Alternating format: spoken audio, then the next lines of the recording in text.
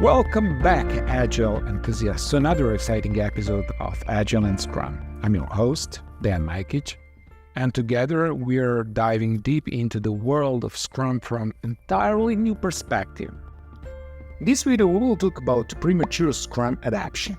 Premature adaptation to Scrum is the SU stage, which often leads to famous ScrumBut situations. ScrumBut means that Scrum has exposed a dysfunction that is contributing to the problem, but it's hard to fix.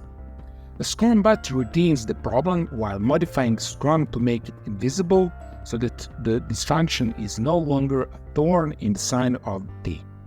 A common example of premature adaptation of Scrum is that a team will look at the Scrum events and decide that they want the work for them. Sprint planning meetings get shortened or don't include the whole team and result in sprint backlogs that contain more work that the team can handle. Daily Scrum meetings become status meetings, or worse, these meetings are removed from the schedule. Sprint review and retrospective meetings are rushed or get skipped too. So you might have a Scrum events with official names. They are not following Scrum values. And this is a bad idea, as it will at best result in the team gaining no value from Scrum and at worst result in worse performance as they pretend, or the hybrid approach adds unnecessary overhead. Now, the reason why this happens vary from organization to organization, but two factors almost always come into play.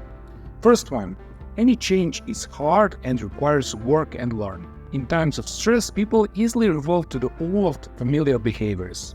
And also, Scrum is easy to learn but difficult to master. It's like playing a chess where you know how to play, but when you are playing with an experienced opponent, you soon realize that you don't know how to deal with it. So there is much more to Scrum than simply organizing some of the Scrum events. Everyone on the team needs to be disciplined about making sure that they are doing what they can to help the process work well. And the second factor is to adopt Scrum practices before you adopt Scrum. The practices will help you understand and internalize the new way of working.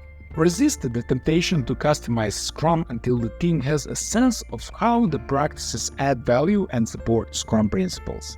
I truly believe if you follow Scrum by the book, literally by Scrum the guide, for 4 to 6 sprints at least, you will be just fine and will be certain to allow the time to sprint retrospectives. Use retrospectives to explore how the process affects collaboration and delivery, and thus providing opportunity as people see the behavior that Scrum framework enables.